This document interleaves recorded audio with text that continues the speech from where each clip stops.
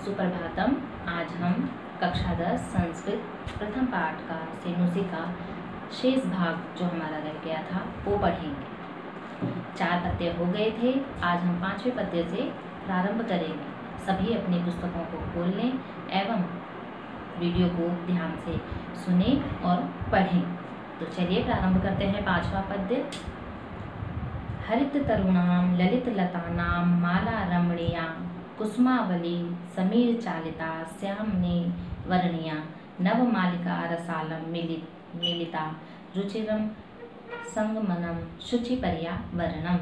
तो जैसा कि हम शुचि पर्यावरण पढ़ रहे थे कि प्रकृति को शुद्ध और साफ रखना चाहिए, तो उसी का 5वां पद्य है। देखिए, हरित तरुणाम, हरे तरुणाम पौधे, तरु पेड़, और ललित तलानाम यानी कि ललित लताओं का, ललित मतलब सुंदर, रुचि वाले, सुंदर, लता नाम लताओं का, बेलों का, माला रमणीय जहाँ रमणीय माला हो, जहाँ सुंदर पंक्तियाँ हों, और जो है कुसुमावली समीर चालिता, समीर यानी कि हवा से, कुसुमावली पुष्पों की पंक्तियाँ, चालिता चल रही हों, हिल रही हों, श्यामे वर्णिया वह मुझे चुनना चाहिए, यानी कि हम सबको चुनना चाहिए।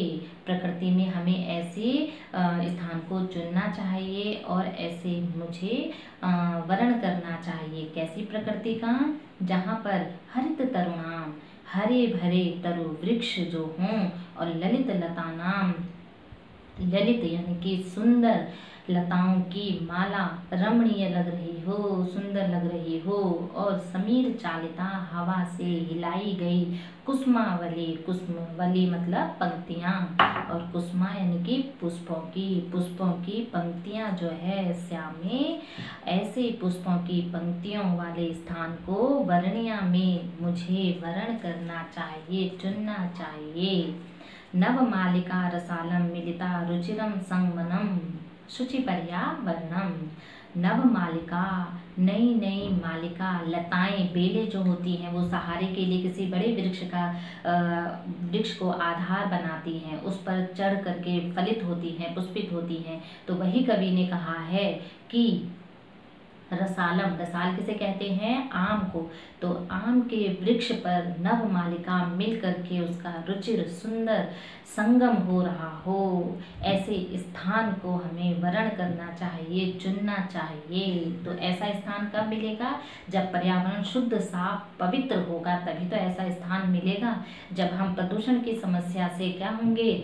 हम दूर होंगे, उस समस्या को दूर करेंगे, तभी तो हम प्रकृति की गोद में जाएंगे। और ऐसी प्रकृति की गोद जहाँ ये सब विशेषण जो कवि ने दे रखे हैं, इतने सुंदर और सुंदरता युक्त जो उन्होंने वातावरण दिया है, कि ऐसे उसका मुझे चुनना चाहिए, मुझे जाना चाहिए, मुझे थोड़ी देर वहाँ बैठना चाहिए। तो ये बताया है कवि ने। इसको फिर से एक बार देखेंगे। हरित तरुणाम, कैसे स्थान का वर्णन करना चाहिए?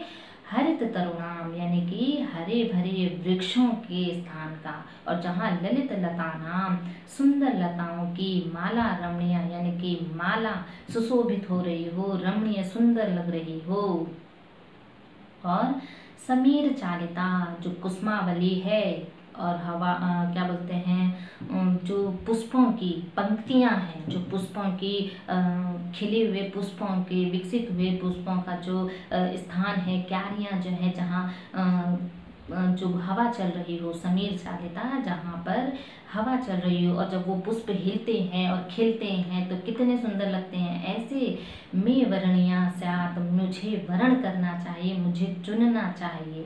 और नव मालिका रसालम मिलिता, और नई मालिका जो होती है, जो नई लताएं जो होती हैं, वो रसालम मिलित्वा किसके साथ मिलकर के? रसाल के साथ, आम के वृक्ष के साथ मिलकर के सुंदर संगम बना रही हो, सुंदर रोचक मधुरमय जो है वो जो है संगम बना रही हो। ऐसे मुझे वर्ण करना चाहिए, ऐसे स्थान का मुझे वर्ण करना चाहिए। तो शुचि पर्यावरणम, पर्यावरण को शुद्ध साफ रखना चाहिए। तो कवि ने कहा है ऐसा, अपने विचार दिए हैं कि ऐसे स्थान को हमें चुनना चाहिए जहाँ पर ये सब विशेषण दिए हैं, जहाँ हरे वृक्ष हों और सुंदर लताएं हों और जो है कुसुमों की पंक्तियों को वायु हिला रही हो, ये सब कवि ने बताया है। चलिए अगला देखेंगे।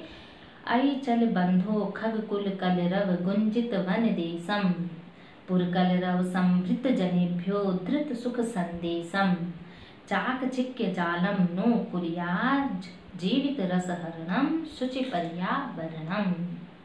तो देखिए कवि ने क्या कहना चाहा है इस पद्य में।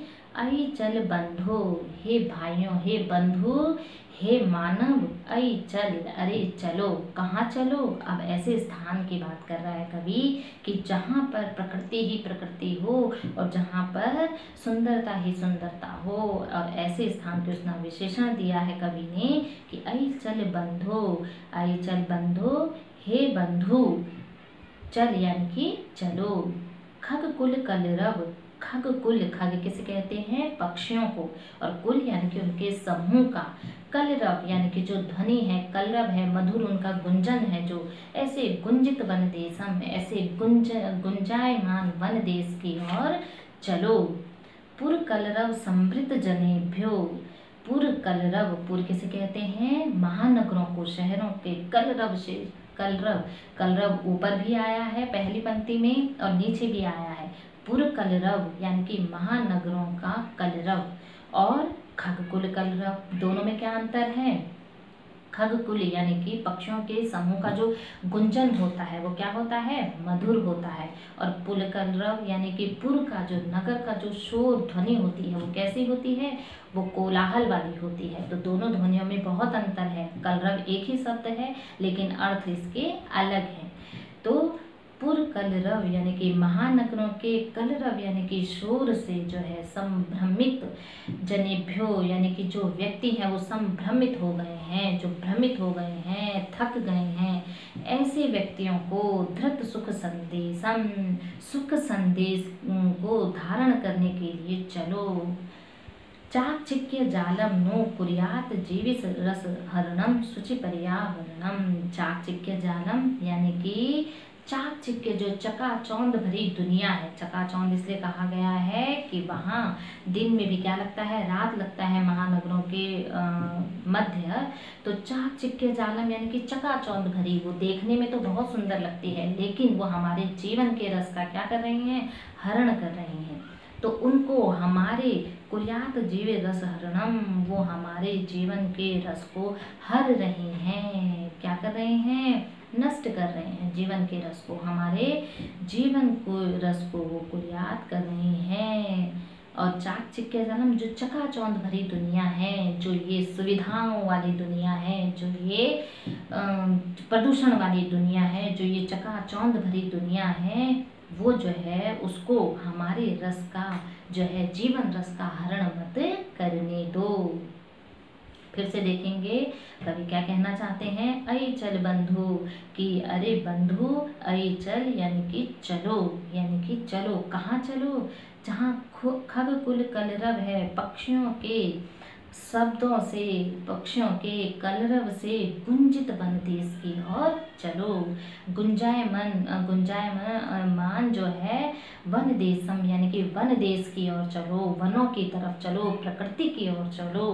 और पुर कलरव, और पुर से यानी कि नगर से, महानगरों के, शहरों के, कलरव से यानी कि ध्वनि से, संभ्रमित जनेभ्यो, जो भ्रमित जनेभ्य हैं उनको सुख संदेश को धारण करना चाहिए। सुख संदेश को धारण करने के लिए चलो। चाकचिक्य जालम, और ये चकाचौंध भरी दुनिया को, इस सुविधा वाली दुनिया को, इस महानगरों की दुनिया को कुर्यात जीवित रस हरणम, अपने जीवन के रस का हरण मत करने दो। उन्होंने हमारे जीवन के रस को क्या कर लिया है, हर लिया है, हमें अस्वस्थ कर दिया है, हमें परेशान कर दिया, हमें सुखा दिया है तन को। जैसे हम पहले पद्य में पढ़ा था ना हमने, तन को और मन को सुखा रहा है और पीस रहा है। तो ये जीवन के रस को क्या कर रहा है, हर रहा है।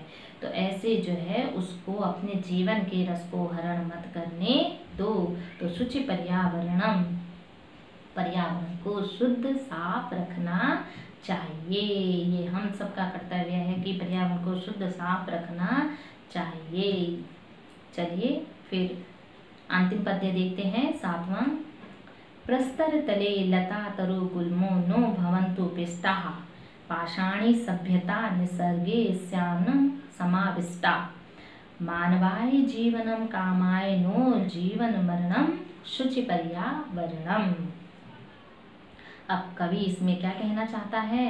कवि फिर प्रकृति की ओर इशारा करता हुआ कहता है कि ये जो भयावह प्रदूषण की समस्या है, जो हमारे जीवन के रस को हर रहे हैं, ऐसे जो है वो जो है प्रकृति जो है उससे हमारी प्रकृति को बहुत नुकसान हानि हो रही है। तो प्रस्तर तले लता तरु गुल्मो, यानी कि लताएं जो हैं, तरु वृक्ष जो है, गुल्मा झाड़ियाँ जो हैं, वो प्रस्तर तले, पाषाणी सभ्यता जो है वो प्रस्तर तले, पत्थरों के तले, पाषाणी सभ्यता जो आधुनिक सभ्यता है, ठीक है ना। पाषाणी सभ्यता से तात्पर्य ये आधुनिक सभ्यता से है, क्योंकि पहले तो मिट्टी के जिसके घर होते थे और अब क्या होते हैं, पत्थरों के और सीमेंट, ये इसलिए उसको पाषाणी सभ्यता कहा जाता है। तो पाषाणी जो ये है, आधुनिक जो है, आधुनिक सभ्यता जो है उसके नीचे जो है नो भवन्तु पिष्टा, पिसनी नहीं चाहिए। ये हमारी जो लताएं हैं, तरु हैं, गुल्मा हैं, गुल्मा किसे कहते हैं, झाड़ियों को, और लता किसको कहते हैं, लताओं, और तरु वृक्षों को। तो लता तरु गुल्मा जो हैं, लताएं, वृक्ष और झाड़ियां जो हैं, हमारी जो प्रकृति है वो प्रस्तर तले, पाषाणी, ये आधुनिक सभ्यता के नीचे नो भवन्तु पिष्टा, पिष्टा इनकी पिसी जानी नहीं चाहिए। पाषाणी सभ्यता निसर्गे स्याना समाविष्टा, और जो हमारी जो सभ्यता है, जो हमारी पहली पुरानी सभ्यता है, उसको जो है समाविष्टा न निसर्गे, उस प्रकृति को जो है, हमारी जो निसर्गे प्रकृति जो है वो पाषाणी सभ्यता के नीचे समाविष्ट, नष्ट नहीं होनी चाहिए। मानवाय जीवनम कामाय, कवि फिर कहता है अपनी आंतरिक कामना को कहता हुआ कहता है कि मैं जो है जीवनम कामाय मानवाय, मानव के लिए जीवन की कामना करता हूँ। नो जीवन मरणम, और जीते जी मरने की नो नहीं करता हूँ कामना। यानी कि कवि कहता है कि मैं जो है जीवनम कामाय, जीवन की कामना करता हूँ। किसके जीवन की? मानवाय, तो मानव के जीवन की कामना करता हूँ। और जीवन मरणम नो, यानी कि जीते जी, जीवन जीते जी, मरणम यानी कि मरना नहीं चाहता हूँ, मरने की कामना नहीं करना चाहता हूँ। कवि का कहने का तात्पर्य है कि जब हम प्रदूषण की समस्या को, उसको जो है गंभीर नहीं लेंगे, प्रकृति को गंभीर नहीं लेंगे, तो फिर हमारे पास मृत्यु के अलावा कुछ भी नहीं शेष बचेगा। तो इसीलिए जीवन की कामना चाहता हूँ, इसीलिए ये विचार व्यक्त करता हूँ, और मैं मरने की कामना नहीं करता। इसीलिए शुचि पर्यावरणम, पर्यावरण को शुद्ध साफ रखना चाहिए। तो पर्यावरण को शुद्ध और साफ रखना चाहिए। तो ये पद्य था आपके, और ये प्रथम पाठ था जो शुचि पर्यावरणम है। और जो आधुनिक कवि थे संस्कृत के हरिदास शर्मा जी, उनकी जो है रचना संग्रह लस्य लतिका से ये संकलित था। इसमें आपने महानगरों की यांत्रिक व्यवस्थाओं को देखा, शोर कोलाहल को देखा, गंदगी युक्त मलिन वातावरण को देखा और पढ़ा समझा, और आपने शुचि पर्यावरणम यानी कि पर्यावरण को शुद्ध साफ रखना चाहिए, जो मेरा आपका सभी का कर्तव्य है, तभी हमारा जीवन के रस को हम प्राप्त कर सकेंगे। तो ये था प्रथम अध्याय जो कि हमने पूर्ण किया। अब आप इस वीडियो को बार बार देखेंगे और उस पाठ का जो है पुनर्अभ्यास भी करेंगे।